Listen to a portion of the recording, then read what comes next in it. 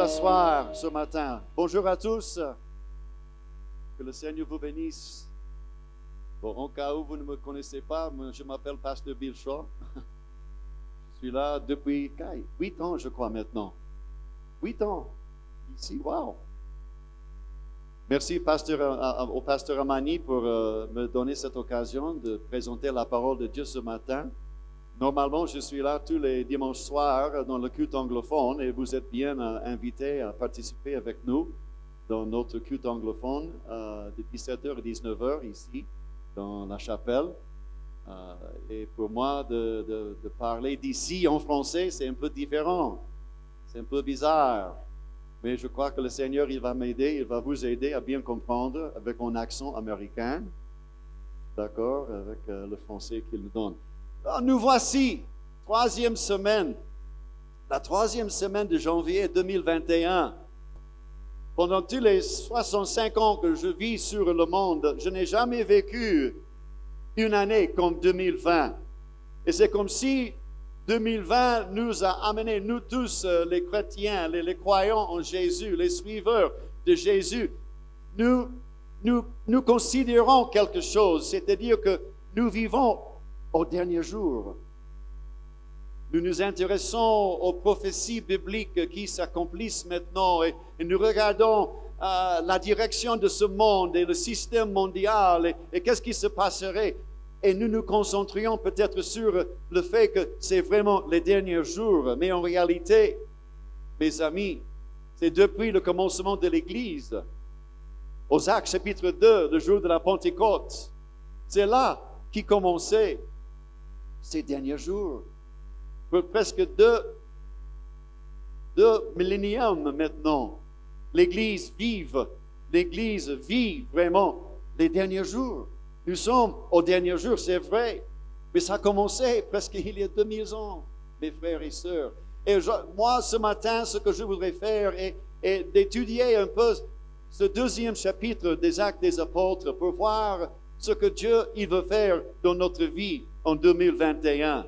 Donc, si vous avez vos Bibles ce matin, tournez aux Actes des Apôtres, chapitre 2, versets 1 à 4.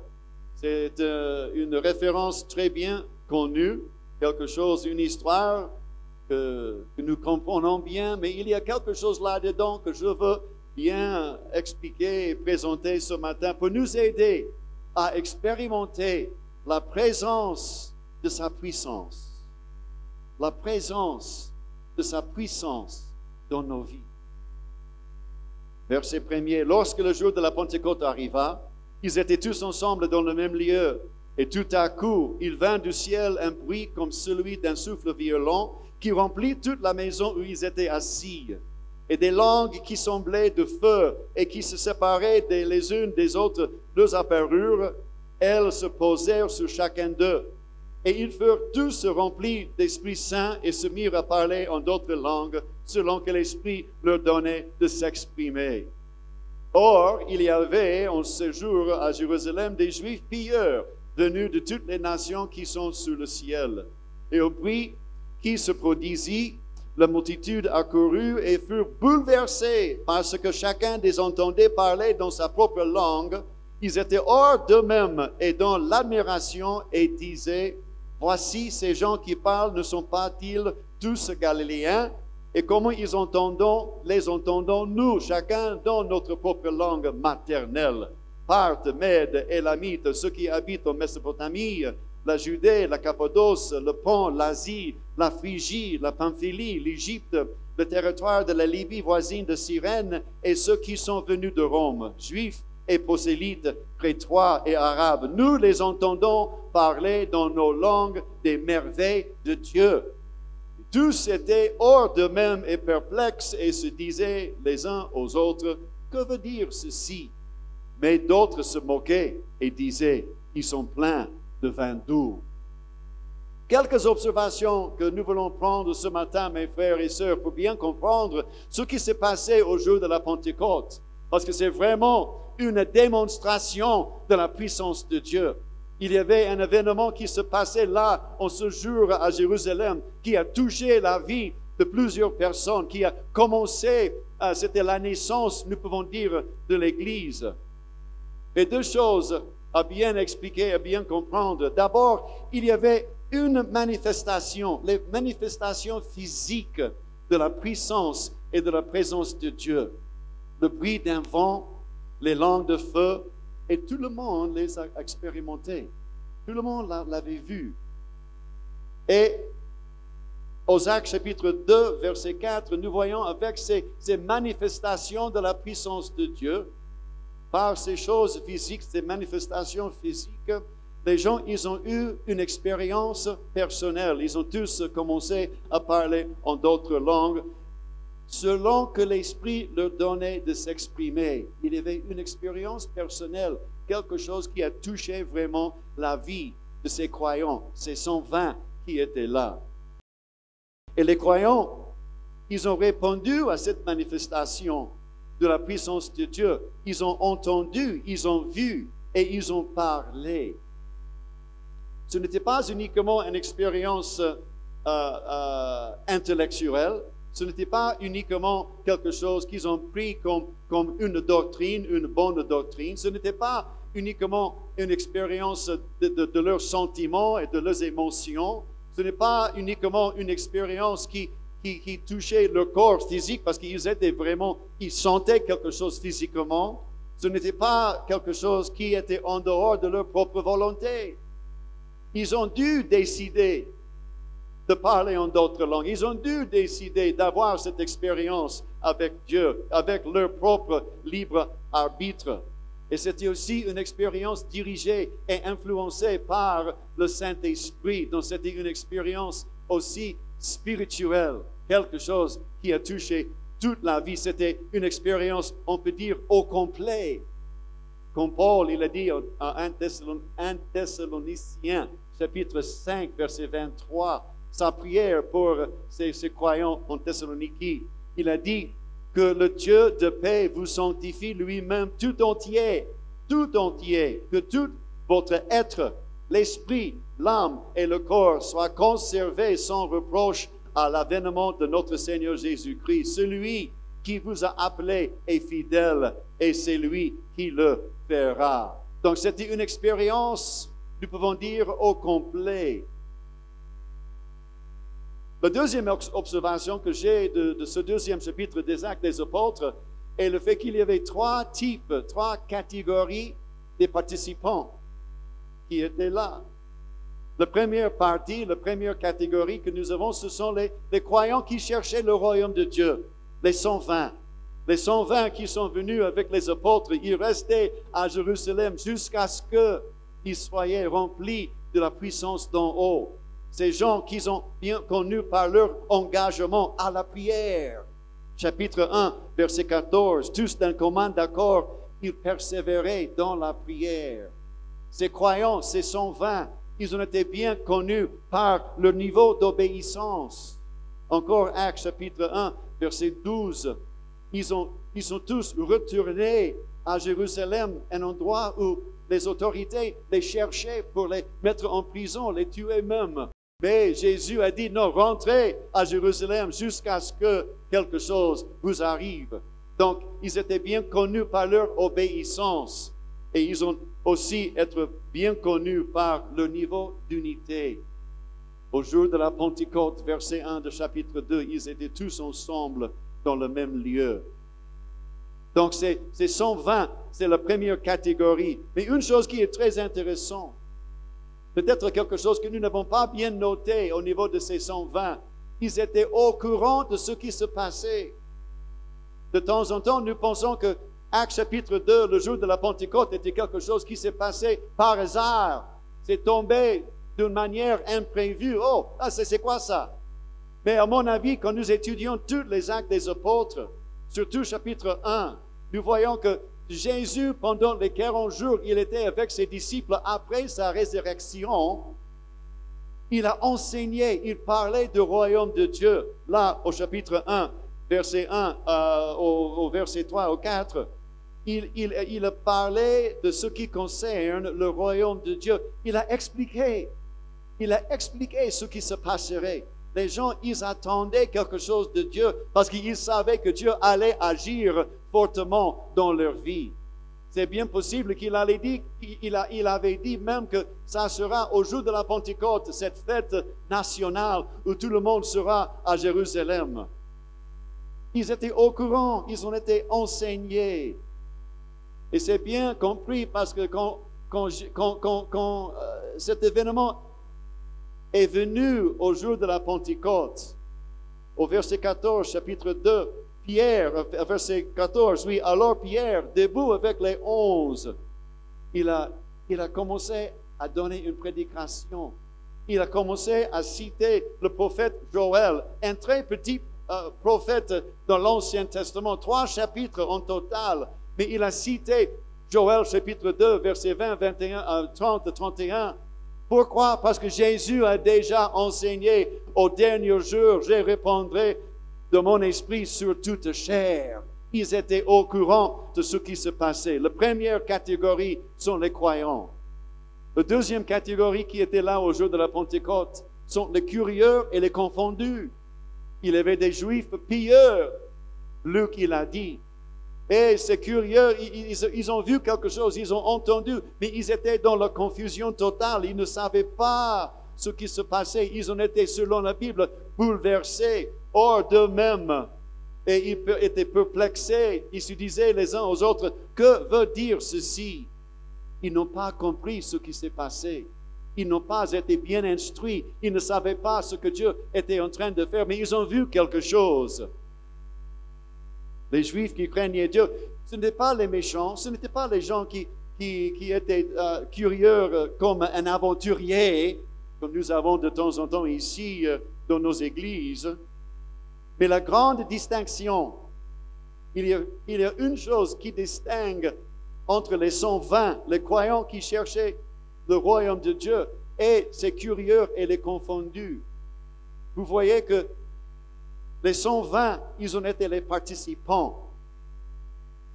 Mais les curieux et les confondus n'étaient que les observateurs. En 2021, mes frères et sœurs, si nous allons voir la puissance de Dieu dans nos vies, si nous allons expérimenter la présence de sa puissance dans notre vie, il faut que nous soyons quoi? Les participants. Que nous soyons vraiment engagés. Que nous cherchons sa face, que nous cherchons sa présence, que nous cultivions vraiment sa présence dans notre vie. Parce que 2021, personne ne sait ce qui se passerait. Il faut avoir. C'était très intéressant. Dans notre 3e anniversaire de notre culte anglophone que nous avons célébré en décembre, notre pasteur invité, le pasteur Tunasi, au dernier jour, le dimanche soir, il a pris le temps de prier pour les gens. Et Dieu commençait à manifester sa présence et sa puissance était bien démontrée dans notre culte anglophone là, le dimanche en décembre. Et il y a quelques membres qui sont tombés à terre. Et waouh, c'était incroyable. Dieu, il faisait le bon travail. Mais à ma grande surprise, moi j'étais très étonné de fait que pendant le temps que Dieu, il faisait les miracles, il faisait les manifestations de sa puissance, moi, je jetais un coup d'œil sur le reste de la congrégation parce qu'il y avait des gens qui étaient ici pour la prière, mais il y avait des autres qui étaient comme les simples observateurs. Ils observaient, ils restaient là sur leur siège en regardant qu'est-ce qui s'est passé, qu'est-ce qui s'est passé. Mes frères et sœurs, nous ne pouvons pas être les simples observateurs si nous voulons voir la puissance de Dieu dans notre vie. C'est quelle curiosité. Peut-être il y aura une manifestation diabolique quelque part. Hey, ça c'est quoi? Qu'est-ce que vous faites? 2021 exige de nous, mes frères et sœurs, que nous expérimentions et que nous participons à la présence et dans sa puissance. Alléluia. 3e catégorie sont les moqueurs. Ils disent non, ils sont ivres. Non. Et il y a toujours, quand Dieu commence à manifester sa puissance, quand Dieu commence à démontrer et présenter sa présence dans nos vies, il y aura toujours les moqueurs, les méchants, vraiment méchants, est rempli d'irrespect de toutes choses qui viennent de Dieu. 3 catégories des gens au jour de la Pentecôte. Ma question à vous ce matin, mes frères et sœurs, mes amis, vous êtes dans quelle catégorie? Les croyants qui cherchent le royaume de Dieu, les curieux et les confondus, ou même les moqueurs. Parmi qui est-ce que vous êtes ce matin? Mais il faut bien voir, quand nous regardons ce 2e chapitre des Actes des Apôtres, qui a gagné le plus? C'est vrai, c'est évidemment, c'est clair. Les croyants qui cherchaient le royaume de Dieu. J'ai peur d'une chose parmi nous, les pentecôtistes, nous qui nous frappons notre poitrine. Nous connaissons le Saint-Esprit, nous connaissons la présence de Dieu. C'est bien possible que nous pouvons chanter de la présence de Dieu, mais en réalité, nous n'expérimentons pas vraiment sa présence.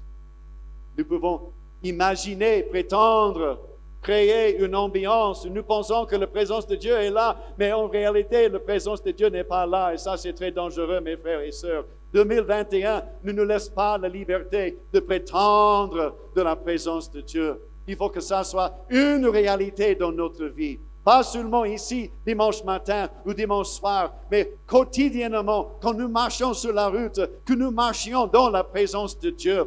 Et quand nous sommes allés au bureau, au boulot, que nous soyons remplis du Saint-Esprit et que nous expérimentions.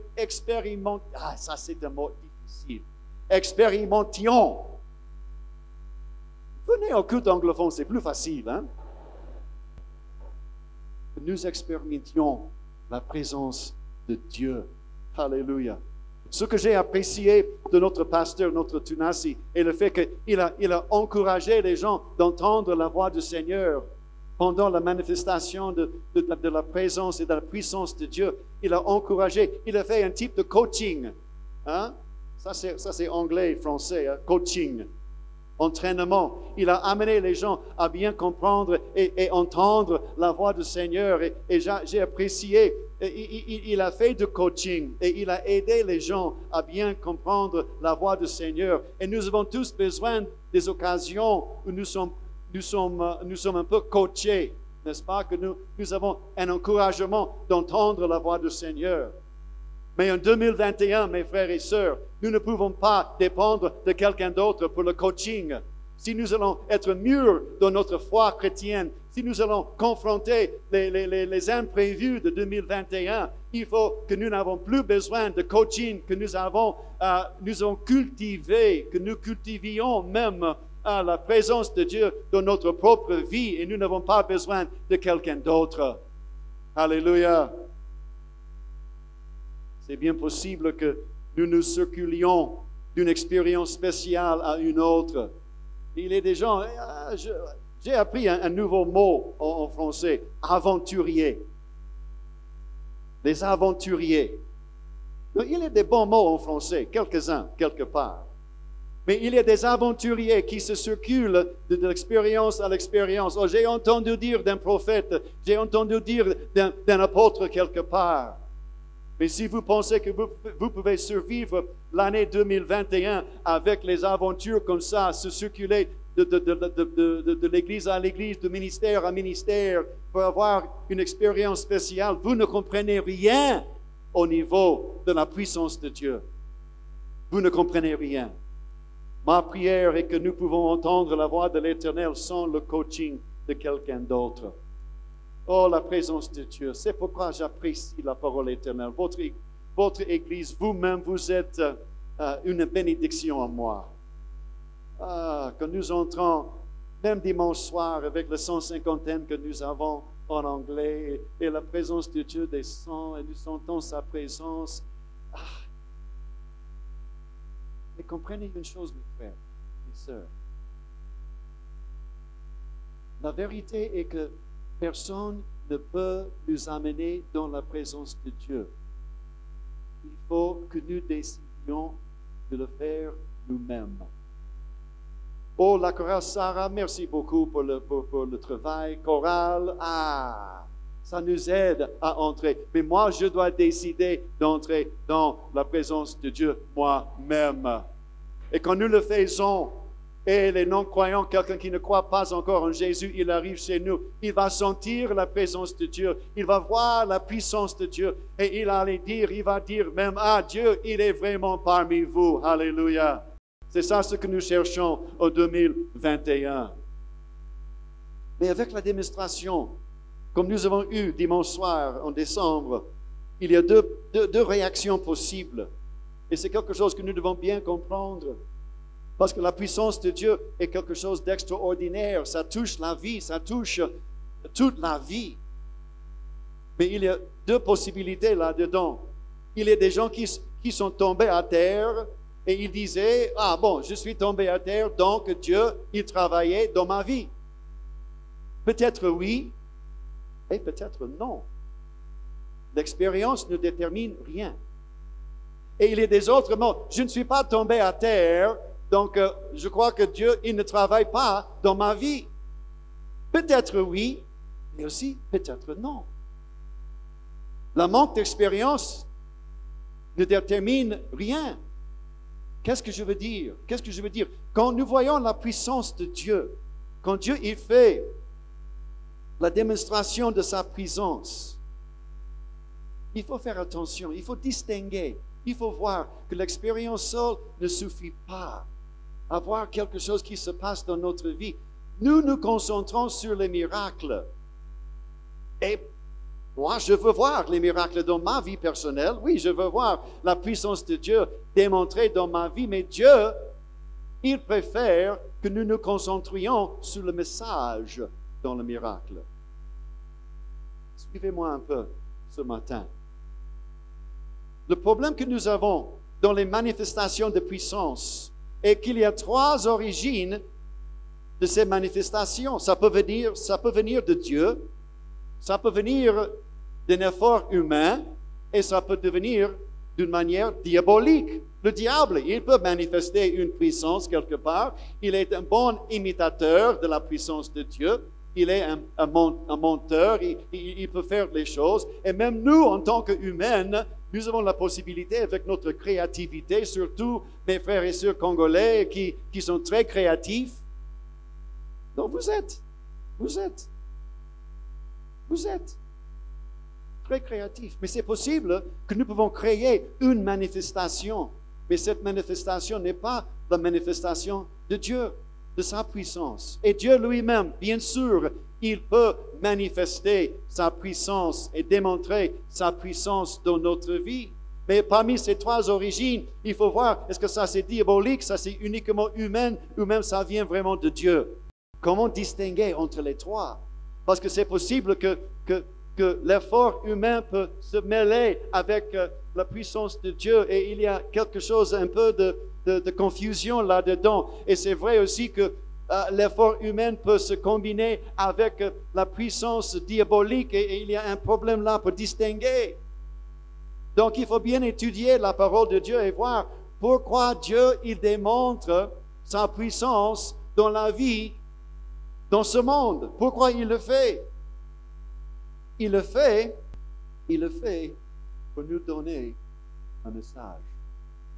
Regardez, étudiez la parole de Dieu. Chaque fois que Dieu, il a démontré sa puissance à l'Ancien Testament, au Nouveau Testament, les miracles de Jésus, tous ces guérissons, les miracles contre la nature, la multiplication de pain et de poissons, dans toutes ces occasions, je n'ai pas encore vu une occasion où Dieu, il a démontré sa puissance dans la vie de quelqu'un sans donner un message avec le miracle.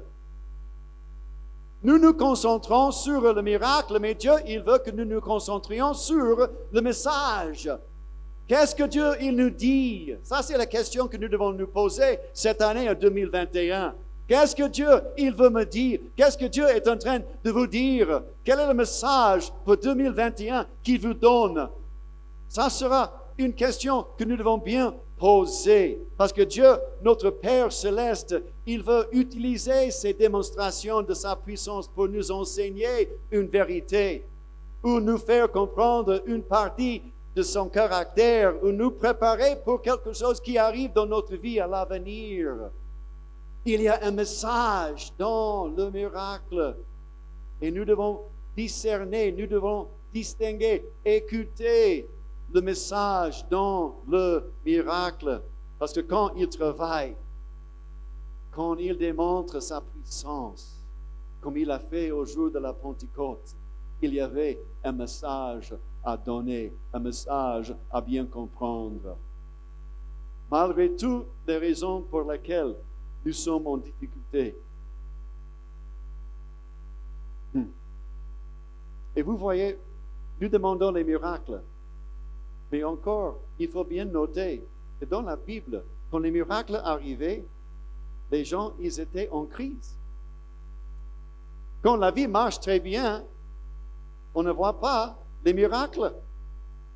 Il faut passer par la vallée de l'ombre de la mort avant de voir la réalité de la puissance de Dieu. Mais de temps en temps, nous demandons, Dieu, il faut nous donner un miracle, mais nous ne voulons pas passer par les difficultés. Mais quand j'étudie ma Bible, quand j'étudie toutes ces histoires, je vois que vraiment, ce sont les gens en crise qui reçoivent un miracle de Dieu. Dans les difficultés que nous voyons les miracles de Dieu. Et la bonne nouvelle, mes frères et sœurs, c'est que quand nous nous trouvons en crise, quand nous nous trouvons en difficulté, Dieu, il est prêt à démontrer sa puissance dans notre vie. Alléluia. Mais la distinction est le fait que dans le miracle se trouve un message. C'est vrai que le miracle, c'est bien vrai que le miracle va vous sauver. Mais c'est le message qui va vous soutenir à l'avenir. Oh, à l'immédiat, au moment où le miracle arrive, ça nous sauve. Mais c'est le message que Dieu, il veut nous donner pendant le miracle et avec ce miracle qui va nous soutenir à l'avenir. C'est là qui va nous donner la réponse que nous cherchons à l'avenir. Cherchez et comprenez, mes amis, le message dans le miracle. Qu'est-ce que Dieu, il nous dit? C'est vraiment important que nous tenions bien le message dans le miracle. Malheureusement, c'est comme si de temps en temps, nous sommes comme une jeune fille qui jouait au jardin un jour et elle est tombée sur les rochers et elle a gratté son bras et ses sanglants. C'était vraiment une blessure sur son bras et comme elle sentait vraiment la douleur sur son bras, elle a couru vers maman parce que les mamans font quoi et elles font tous. Hein? Vous avez besoin de quelque chose, allez chez maman. Donc, elle est rentrée à la maison. Maman, regardez mon bras, c'est sanglant, c'est douloureux. Mais maman, elle était très sage. Maman disait, j'ai une occasion ici pour faire apprendre à ma fille quelque chose au niveau de la foi chrétienne. Et maman a suggéré, ma petite, s'il te plaît, hein, priez le Seigneur maintenant, qu'il te guérisse, n'est-ce pas? Oh, ok, maman, je le fais. Et sa prière était très simple. Elle était enfant.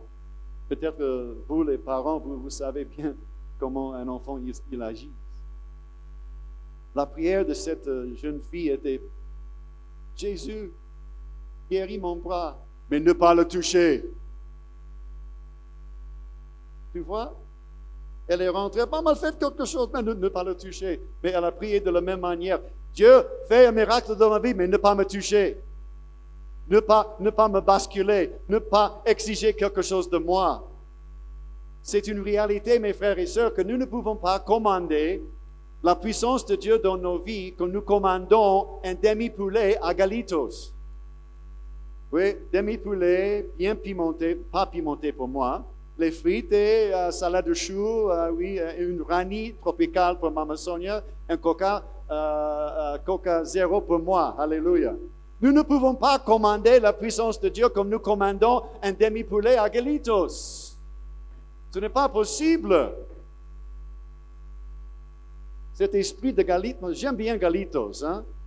Mais il faut bien voir. Demi-poulet, d'accord, et bon, un quart poulet pour Maman Sonia et moi. Mais nous ne pouvons pas commander la puissance de Dieu comme ça. Parce que dans la démonstration de la puissance de Dieu, il y a aussi un objectif que Dieu il a pour notre vie, un message là-dedans. Une très bonne raison pour laquelle Dieu opère les miracles dans notre vie est d'accomplir sa destinée pour nous. Il ne jette pas sa puissance n'importe où simplement pour faire quelque chose de spécial. Il y a un objectif en tête qu'il a, une démonstration de sa puissance dans notre vie. En fin de compte, est une déclaration de sa volonté. Et quand nous demandons un miracle dans notre vie, il faut que nous soyons prêts. Et même que nous sommes en train d'obéir au Seigneur. Que nous cherchions vraiment sa volonté dans notre vie. Parce que les miracles que Dieu il attend à faire dans notre vie est là pour un objectif, pour arriver à la destinée et à la volonté que Dieu il a pour nous. C'est pourquoi Jésus il nous a dit comment prier, que ta volonté soit faite sur la terre comme au ciel. C'est pourquoi Jésus lui-même, dans le jardin de Gethsémane, il a prié au Père Céleste, si c'est possible de passer ce coupe ailleurs, il faut le faire, mais pas ma volonté, mais que ta volonté soit faite. Est-ce que ça c'est votre prière ce matin?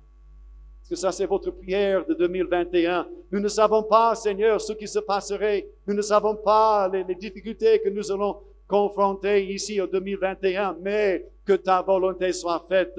Seigneur, que nous arrivions à l'objectif de la puissance et ta présence dans notre vie. Alléluia. Il a prié dans le jardin. Une démonstration de sa puissance dans notre vie est en fin de compte une déclaration de sa volonté.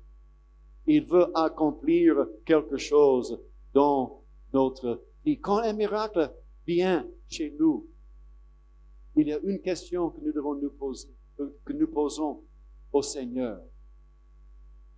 Que veux-tu que je fasse, Seigneur? Nous parlons des dispensateurs de la grâce divine, ce que nous avons reçu.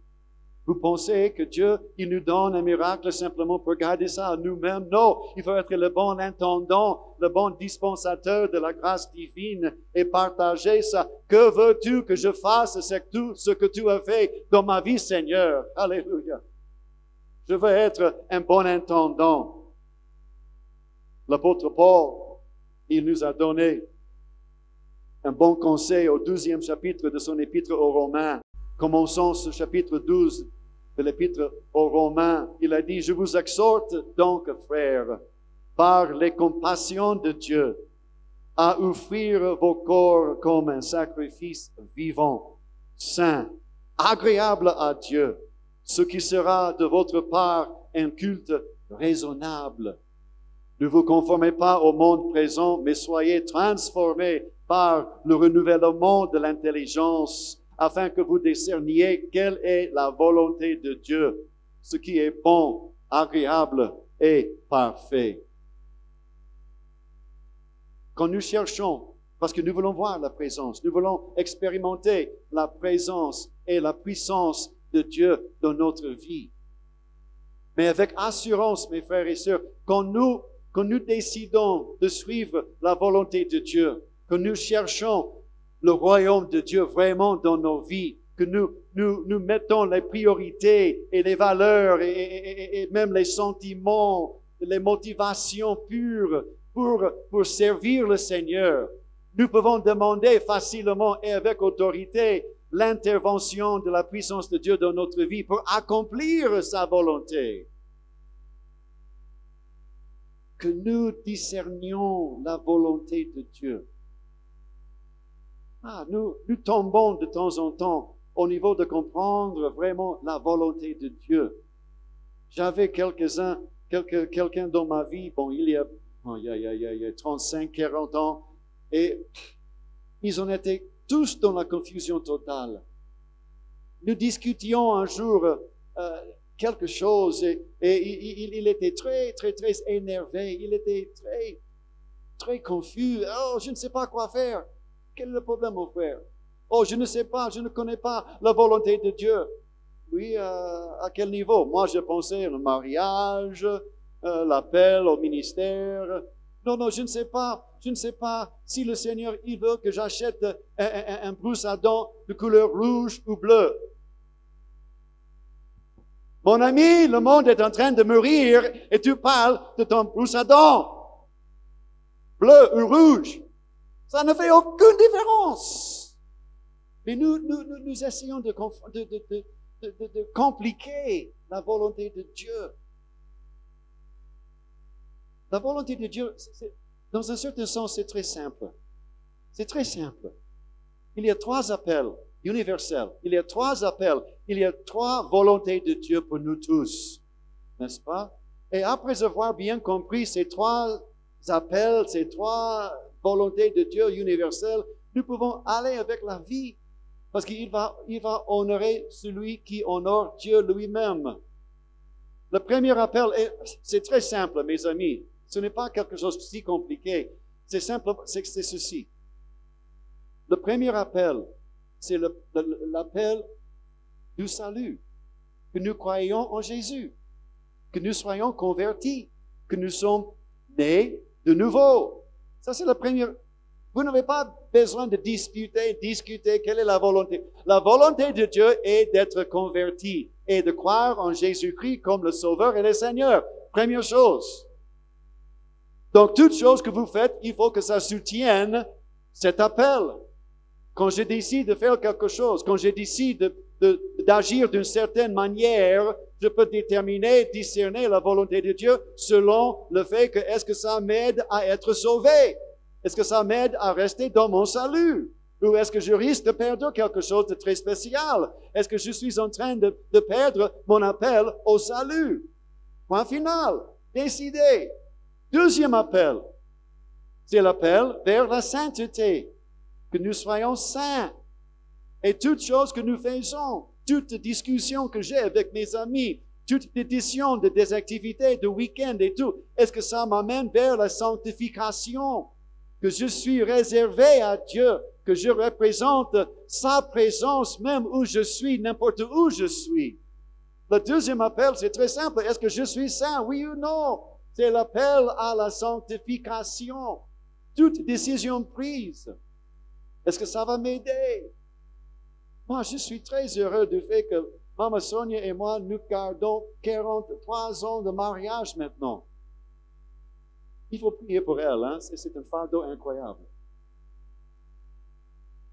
Mais le fait que nous avons pris cette décision et je n'ai plus besoin de faire chercher encore une femme. J'ai pitié de vous, vous célibataires. J'ai pitié de vous.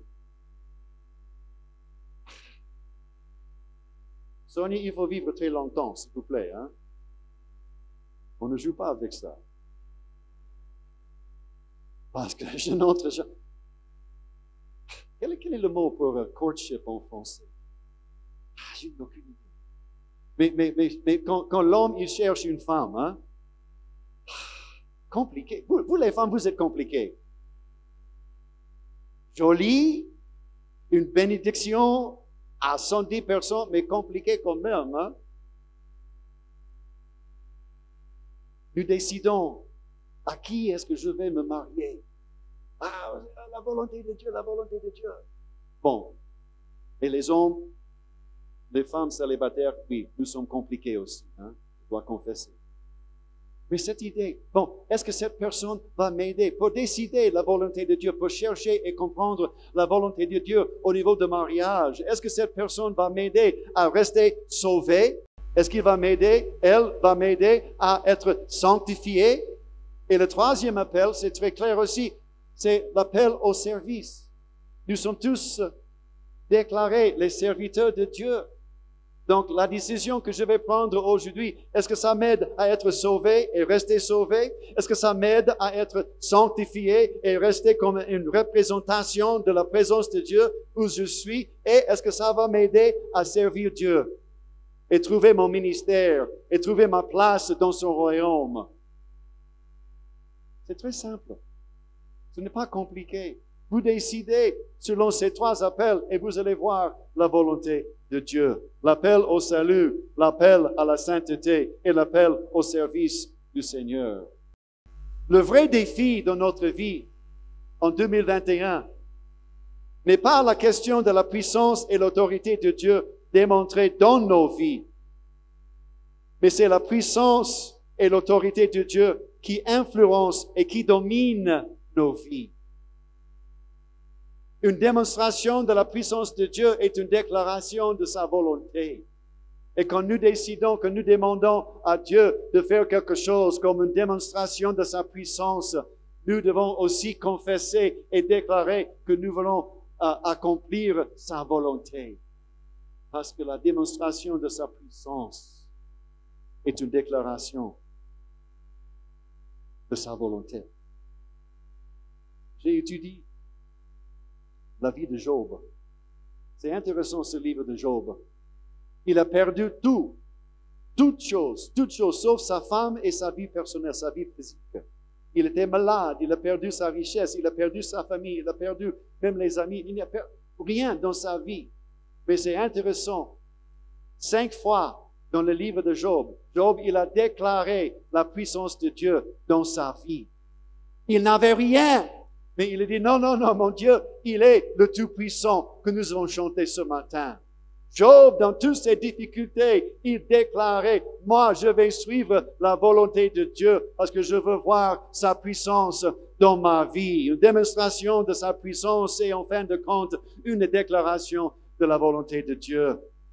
Mes frères et sœurs, nous pouvons parler de la puissance de Dieu et l'autorité de Dieu pour nos vies. Mais en réalité, est-ce que nous sommes en soumission à cela? Est-ce que nous cherchons vraiment la volonté de Dieu? Est-ce que nous cherchons vraiment en 2021 n'importe quoi qui se passe, n'importe quoi qui m'arrive en 2021, j'honorerai mon Dieu. Je déclarerai sa volonté. Je l'adorerai avec tout mon cœur, de toute mon âme et de tout mon esprit. La déclaration de sa puissance. La démonstration de sa puissance et la déclaration de sa volonté. Père Céleste, nous prions ce matin. Nous prions ce matin, Seigneur. Nous avons besoin de toi.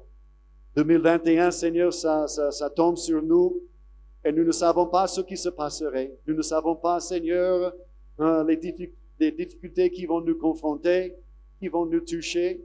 Seigneur, les vallées de l'ombre de la mort où nous allons passer, mais Seigneur, nous savons que tu es là avec nous, que tu es là pour démontrer ta puissance.